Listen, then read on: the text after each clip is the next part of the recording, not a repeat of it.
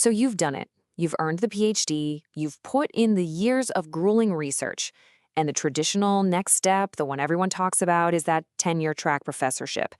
But what if that's not your path? What if it's not the only path?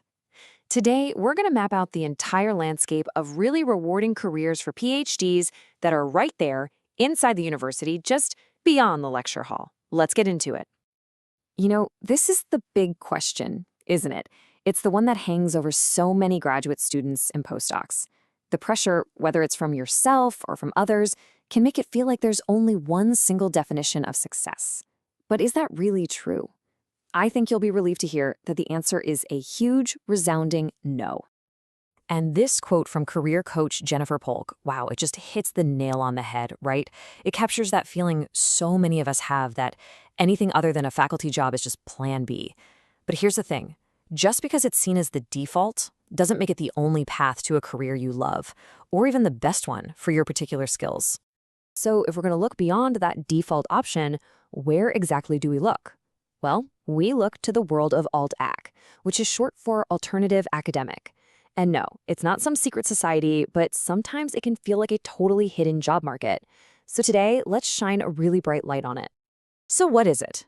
Put simply, alt-ac roles are all those professional, staff, and administrative positions that make a university actually run.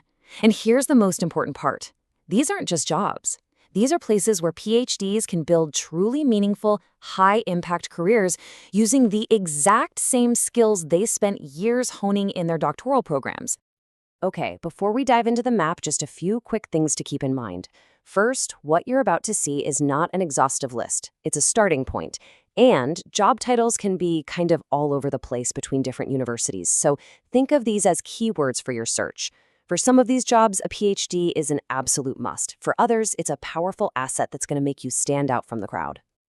All right, let's get to the map itself. We've broken down the university into 4 key zones where PhDs are building some pretty amazing careers.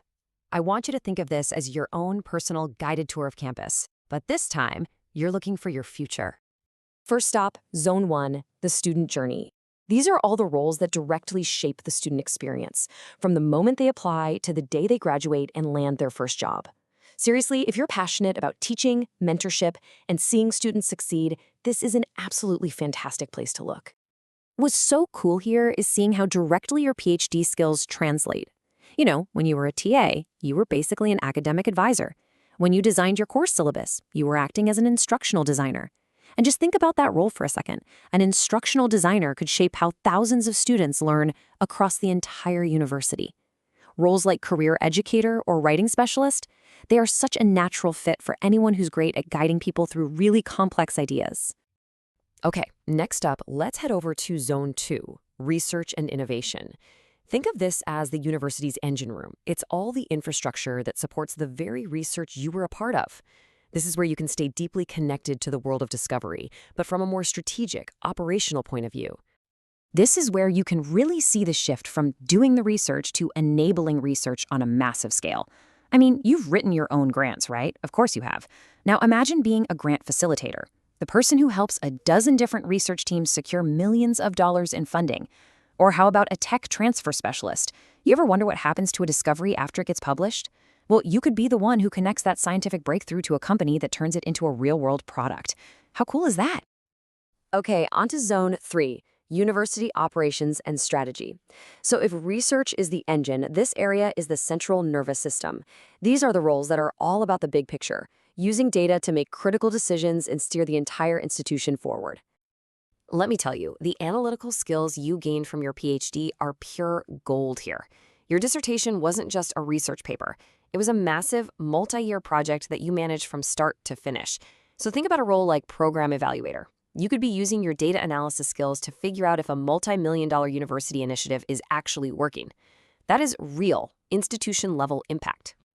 And our final stop is Zone 4, knowledge, culture, and community. This is where the university connects with the wider world. It's about sharing knowledge, preserving history, and engaging with the public. For a lot of folks in the humanities and social sciences, this zone feels like a really natural home. Just take a look at some of these roles. A museum curator or an archivist, These are professions built on the expert curation and deep interpretation of information, which is exactly what you were trained to do.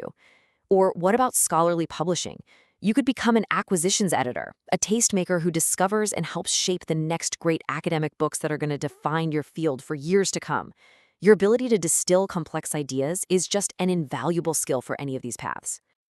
So, the map is laid out. You've seen the zones, you've seen the possibilities. The next question is, how do you actually take the first step on this journey? Well, the good news is it's way less daunting than you might think. Here's your toolkit, your action plan. First, grab some of these job titles and use them as keywords on university job sites. Second, go a little deeper. Browse the actual websites of these departments. See who works there. What do they do all day? Third, get on LinkedIn and do some digging. Find people with these titles, look at their career paths, and maybe even reach out for an informational chat. And finally, don't forget to use the resources you already have. Your university's Career Center is literally there to help you with this stuff. As we start to wrap this up, I want to leave you with what I think is the most important part of this whole exploration. This isn't just about finding a new job title. It's about a fundamental shift in how you see things. It's about totally reframing your future. So let's just throw out that old view and replace it with a new reality. It is not an alternative career. It's an impactful university career. It's not a backup plan. It's a strategic choice to apply your hard-earned skills where they can make a huge difference. And maybe most importantly, you're not leaving academia. You are reimagining your place within it. Look, the tenure track is one path. It's a valid path, but the university is a vast, varied, exciting landscape with hundreds of other paths. The skills you have are valuable, they're needed, and they are celebrated across every single zone we've explored today. So the only real question left to ask yourself is, where will your PhD take you?